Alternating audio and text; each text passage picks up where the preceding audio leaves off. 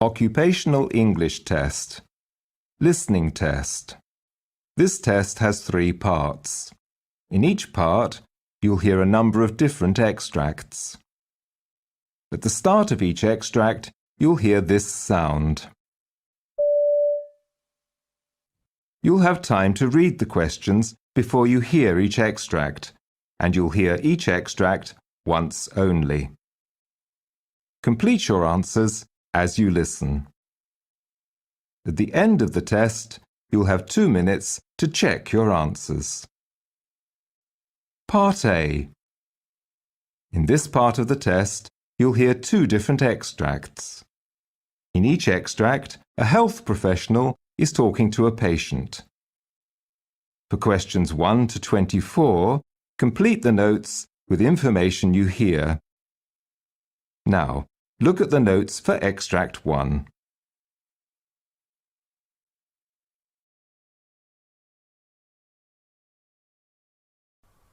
Extract 1. Questions 1 to 12. You hear a physician talking to a patient called Mrs. Gonzalez. For questions 1 to 12, complete the following notes with a word or short phrase. You now have 30 seconds to look at the notes.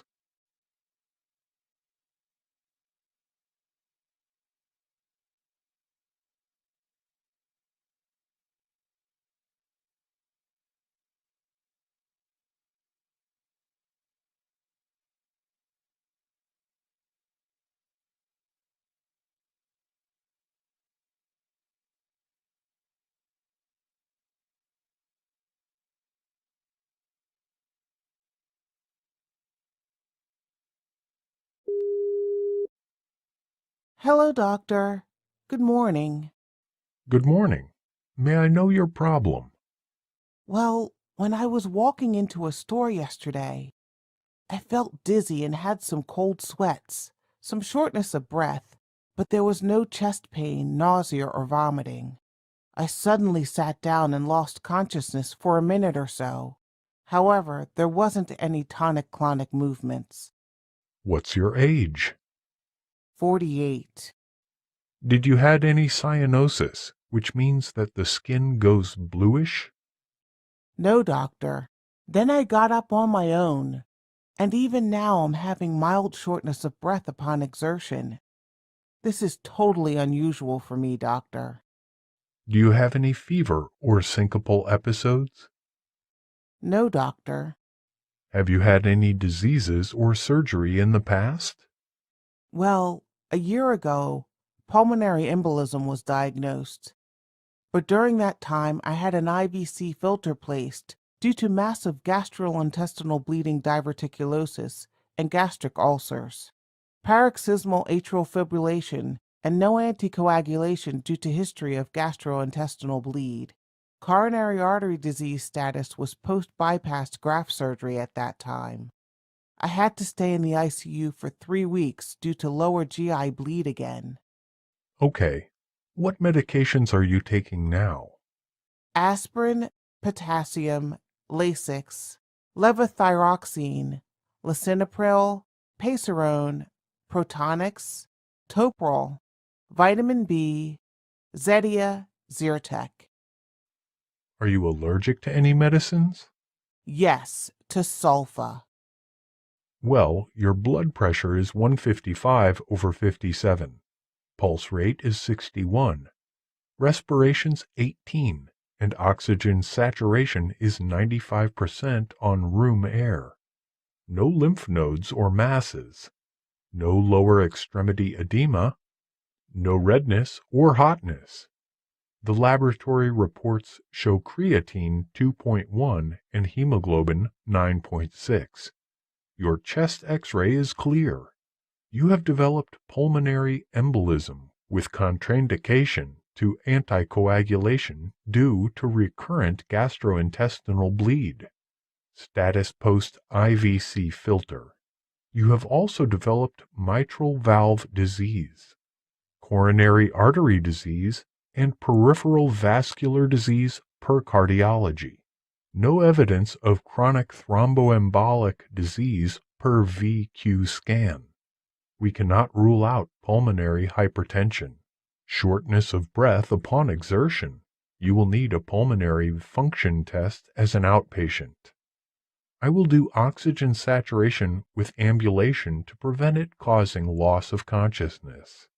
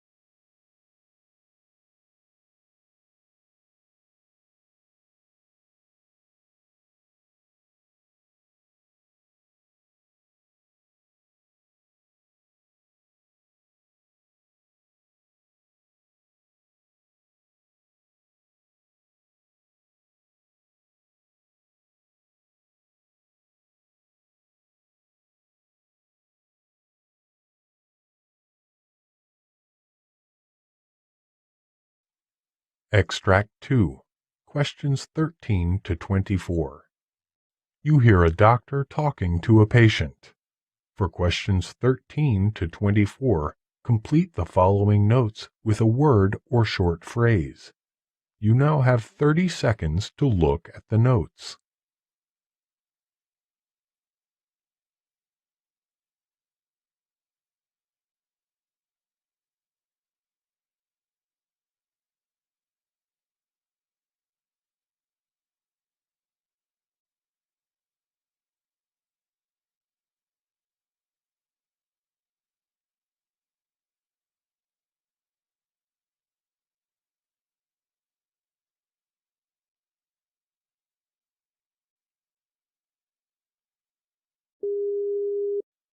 Hello, doctor.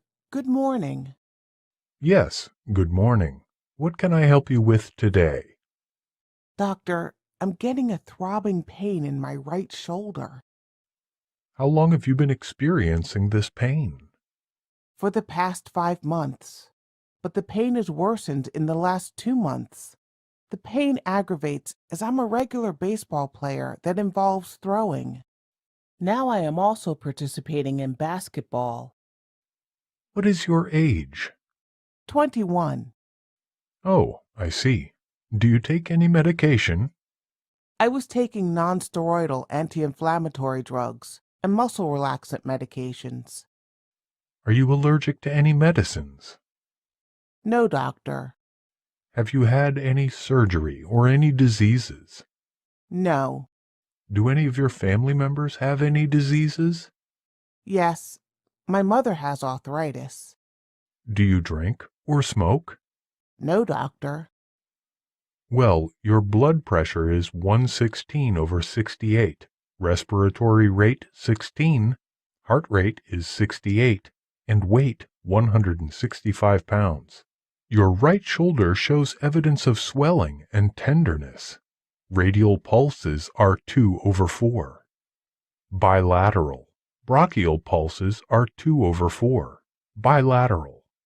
Range of motion of your right shoulder shows decreased flexion, decreased extension, decreased adduction, decreased internal rotation, decreased external rotation. Left shoulder is normal. External rotation is fair. Internal rotation is poor. Rotator cuff impingement is moderate. Your X-ray report reveals presence of cuff arthropathy. You have developed rotator cuff syndrome in your right shoulder. Actually, the rotator cuff is a group of muscles and tendons surrounding the shoulder joint. A rotator cuff injury causes a dull pain in the shoulder and often worsens when you try to sleep on that side. Often, rotator cuff injuries occur in people who perform overhead motions repeatedly in their jobs or sports. Without treatment, rotator cuff injuries may result in permanent loss of motion or weakness. which may result in progressive degeneration of the shoulder joint. Although resting your shoulder is essential for the recovery, keeping the shoulder immobilized for a long duration can cause the connective tissue to become thickened and tight, a condition called frozen shoulder. I am prescribing you Vioxx 25 milligram tablet once per day. I am giving you an injection to your shoulder joint with Celestone Solispan 1.0 cc. If the condition is not improved within 15 days, then I would order an arthroscopic tendon repair in which a tiny arthroscope and tools are inserted through small incisions to reattach the torn tendon to the bone.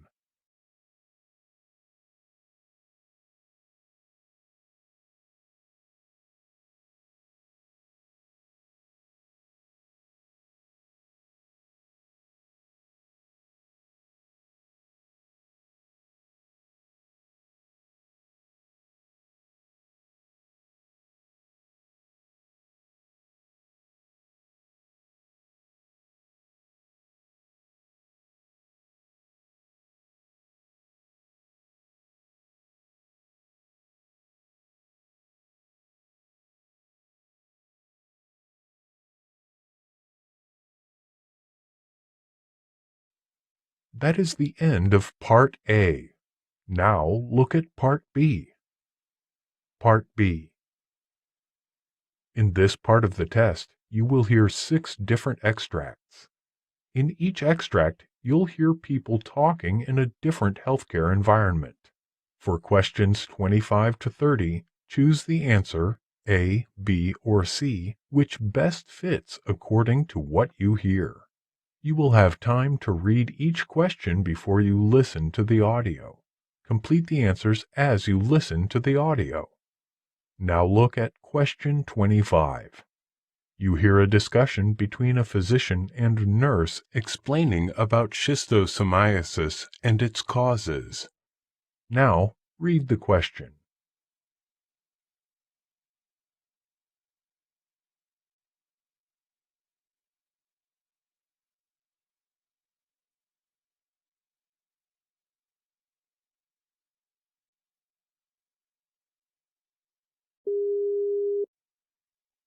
Hello, doctor. What is schistosomiasis and what are its causes? Schistosomiasis, also termed as bilharzia, is caused by parasitic worms. Although these worms are not found in the U.S., more than 200 million people are affected worldwide by this disease. In terms of impact, this disease stands next to malaria as the most devastating parasitic disease. Schistosomiasis is also considered one of the neglected tropical diseases. The parasites causing schistosomiasis dwell in certain types of freshwater snails. The infectious form of the parasite, known as Cercariae, emerge from the snail, therefore contaminating water. Most human infections are caused by Schistosoma mansoni, S. japonicum, or S. hematobium. One can become infected when the skin is exposed to contaminated fresh water.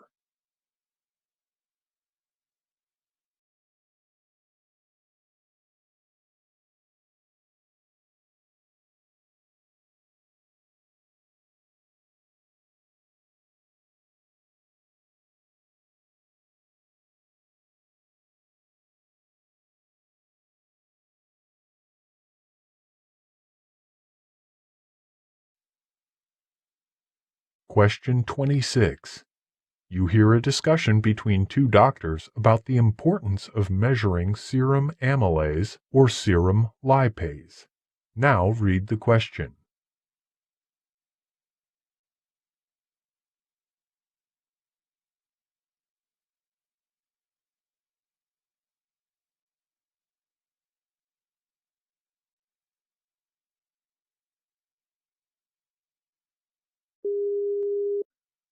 Doctor, can you explain to me whether measuring serum amylase or serum lipase is significant for acute pancreatitis?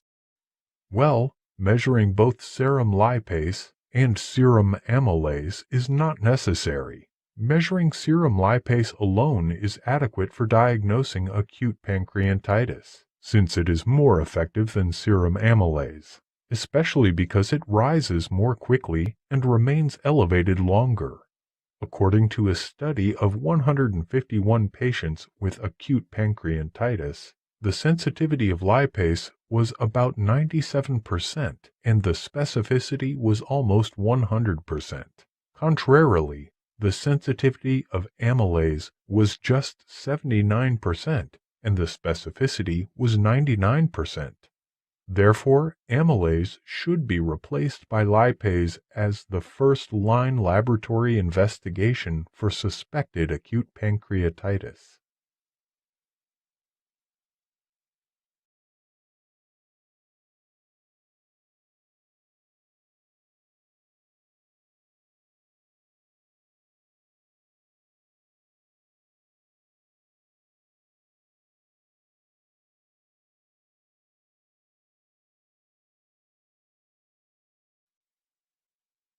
Question 27. You hear a discussion between two doctors about the misdiagnosing of acute cardiorenal syndrome as renal injury due to hypovolemia. Now, read the question.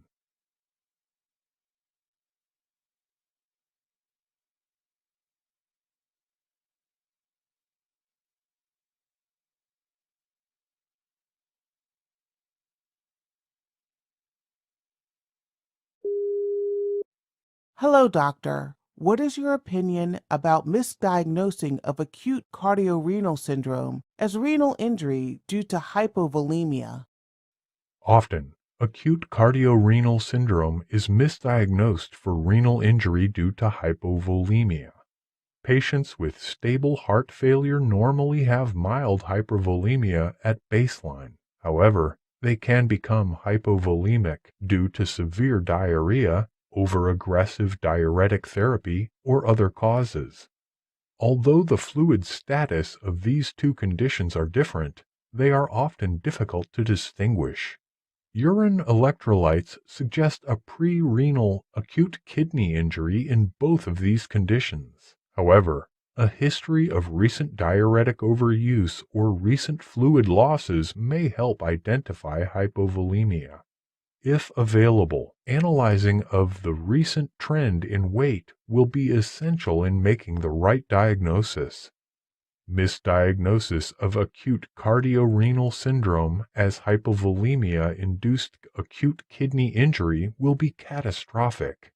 In case the volume depletion in acute cardiorenal syndrome is erroneously judged to be the cause of acute renal injury. Therefore, fluid administration can further worsen both renal and cardiac function.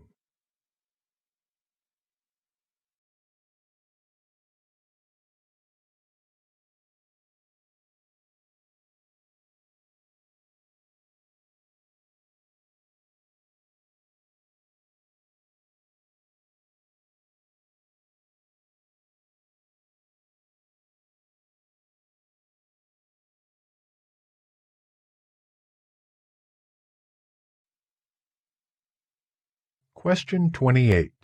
You hear a physician explaining to his nurse about sepsis and infection. Now read the question.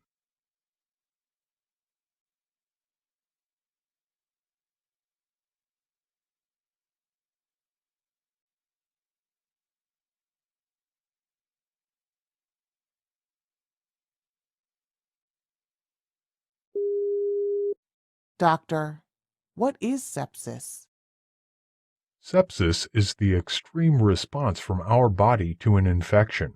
This is a life-threatening condition, and without timely treatment, sepsis can rapidly cause tissue damage, organ failure, and mortality. This happens when an individual already has an infection in his lungs, skin, urinary tract, or somewhere else, triggering a chain reaction throughout the body. 4 types of infection that are often connected with sepsis are lungs, kidney, skin and gut, and the most frequently identified germs that cause infections and can develop into sepsis include Staphylococcus aureus or staph, Escherichia coli, and certain types of Streptococcus. An infection occurs when germs enter into the body and multiply, causing illness, organ and tissue damage, or disease. In case that infection grows aggressively, resulting in a life-threatening condition, is called sepsis.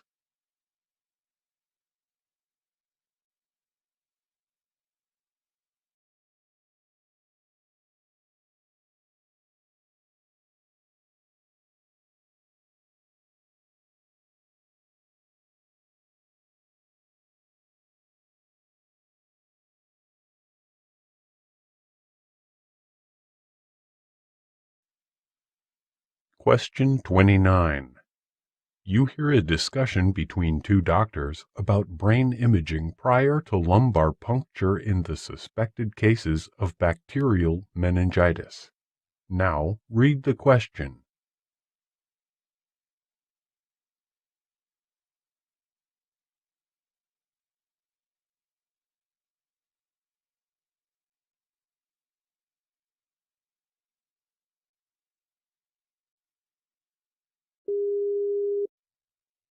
Hello, doctor.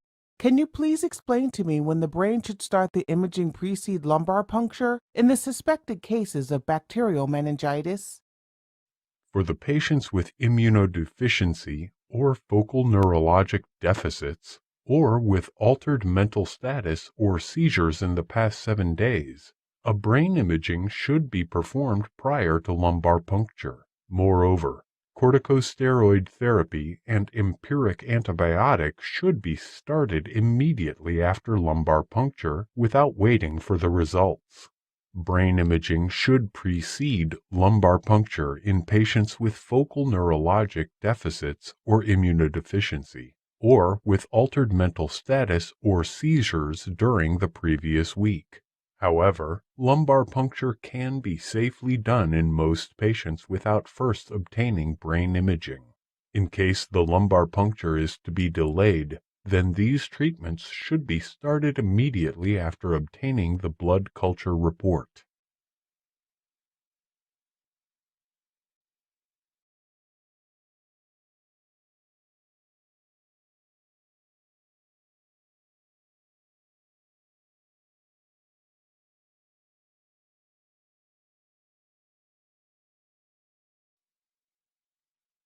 Question 30. You hear a monologue by a physician about managing aneurysmal subarachnoid hemorrhage. Now read the question.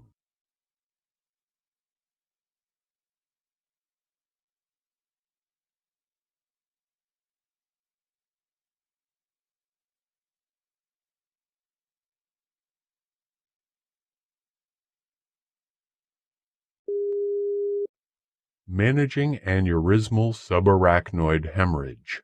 Patients with aneurysmal subarachnoid hemorrhage are at high risk of complications such as delayed cerebral ischemia, rebleeding, cerebral infarction, and mortality. The main symptom is the abrupt onset of severe headaches. When this condition is suspected, a tomography without contrast should be performed. However, positive outcomes are seen when patients are managed in a high-volume center with a specialized neurointensive care unit. Early aneurysm repair by surgical clipping or endovascular coiling is the best strategy to reduce the risk of rebleeding. Medical and neurologic complications such as increased intracranial pressure, hydrocephalus, seizures, hyponatremia, delayed cerebral ischemia, hypovolemia, and cardiac and pulmonary abnormalities are extremely common.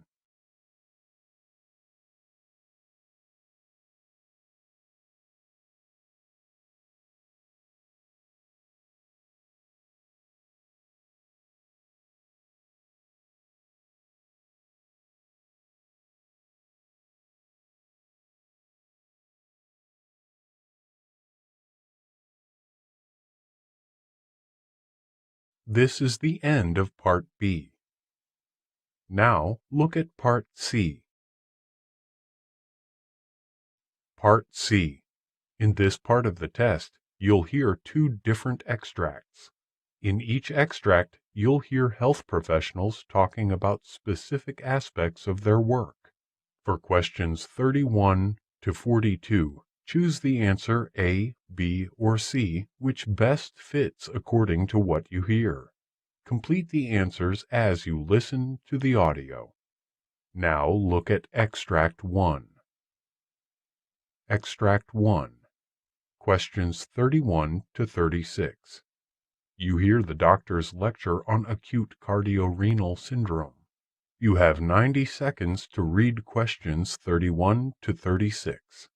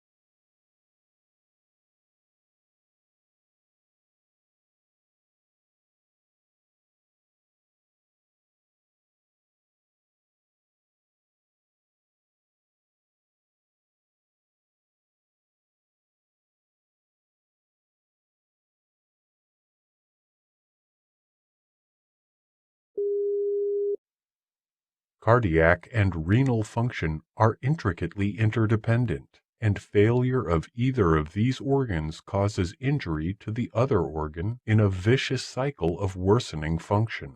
We are going to discuss about the acute exacerbation of heart failure or acute cardiorenal syndrome resulting in acute kidney injury, which is a common cause of admission to the intensive care unit.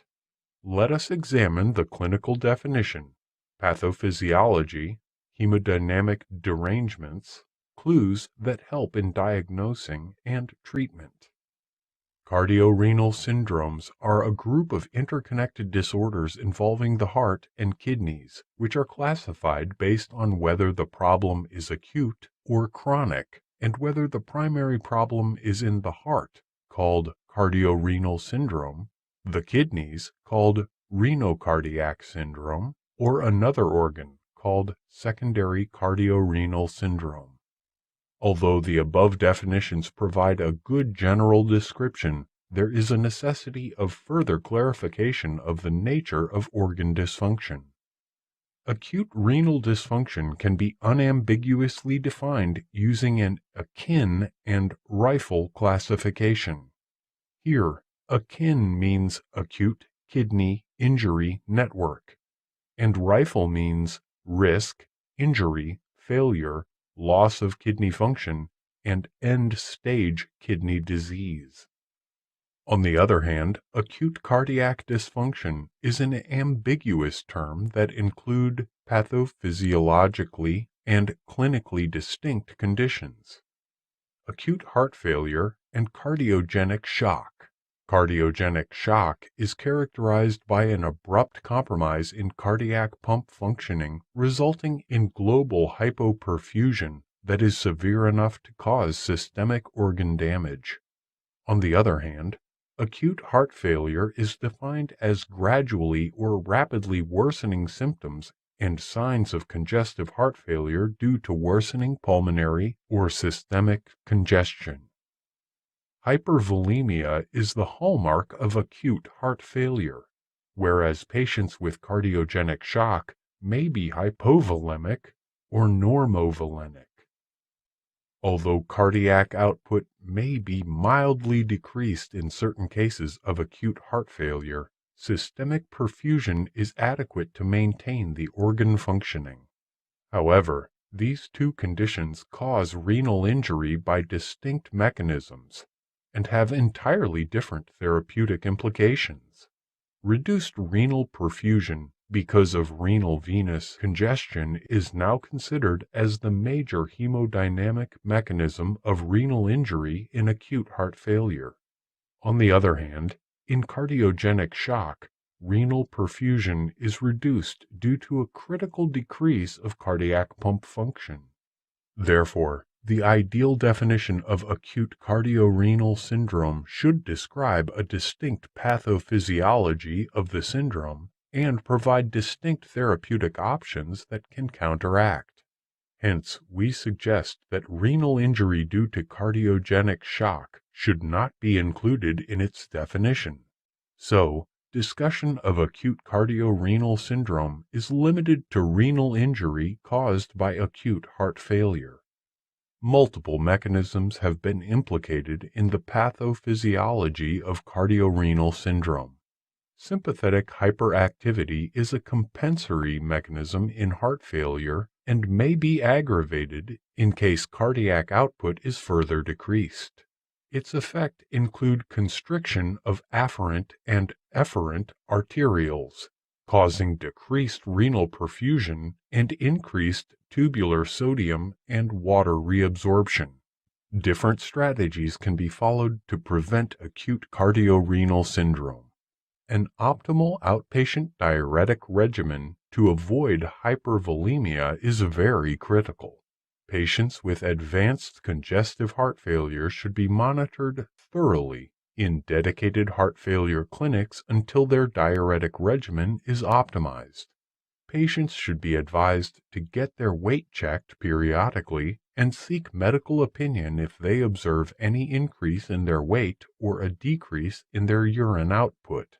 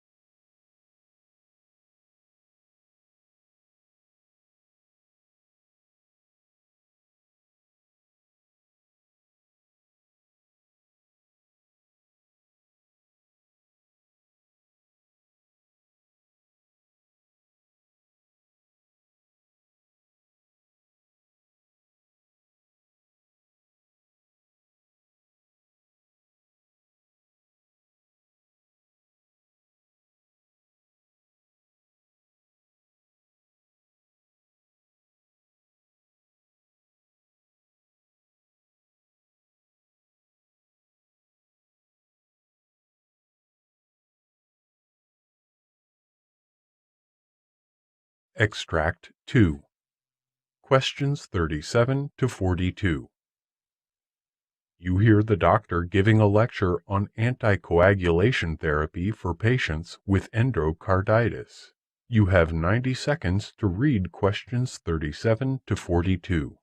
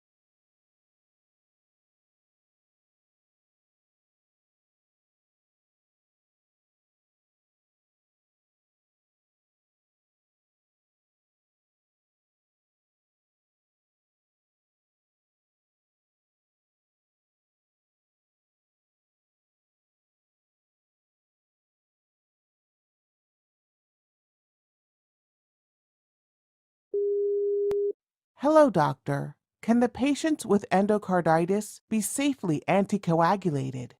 Managing anticoagulation in patients with endocarditis needs a personalized approach, using a careful risk-benefit evaluation on a case-by-case basis.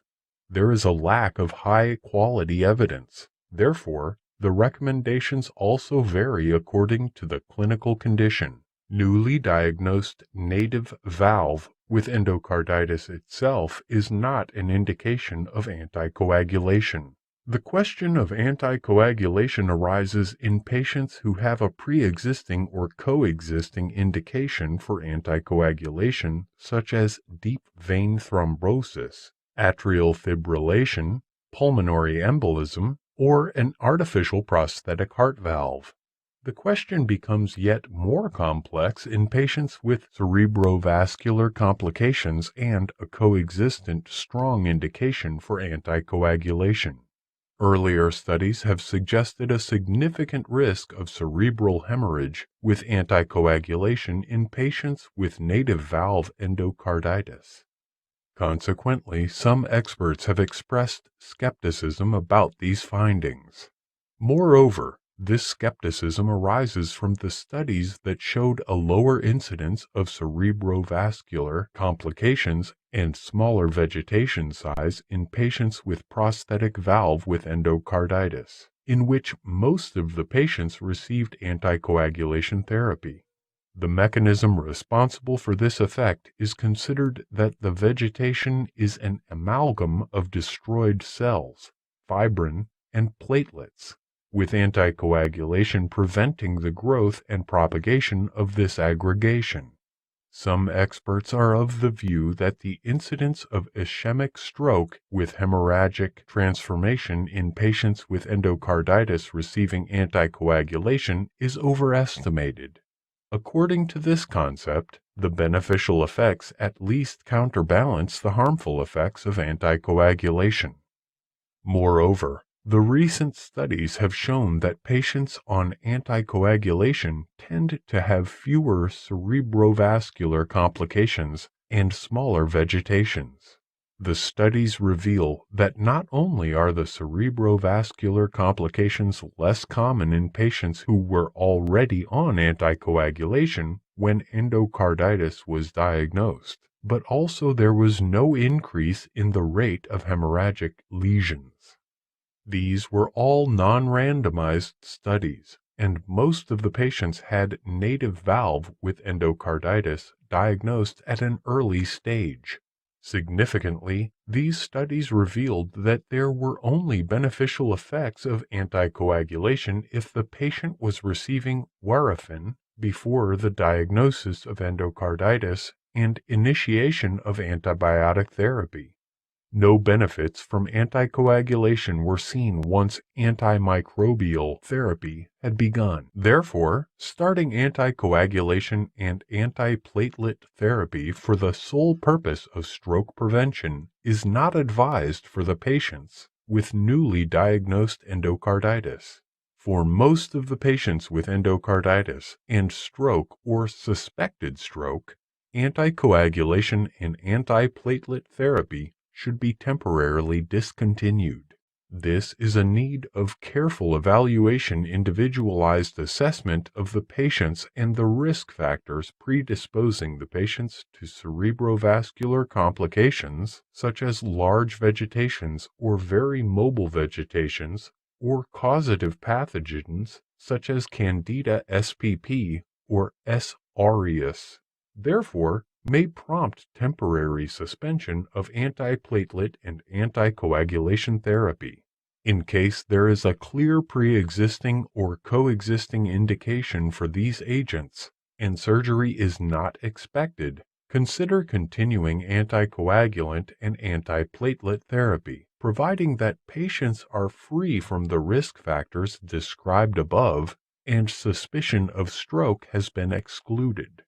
In case surgery is considered for the patients with a clear pre-existing or coexisting indication for these agents, then a short-acting anticoagulant such as intravenous or low molecular weight heparin can be given as a bridge to surgery.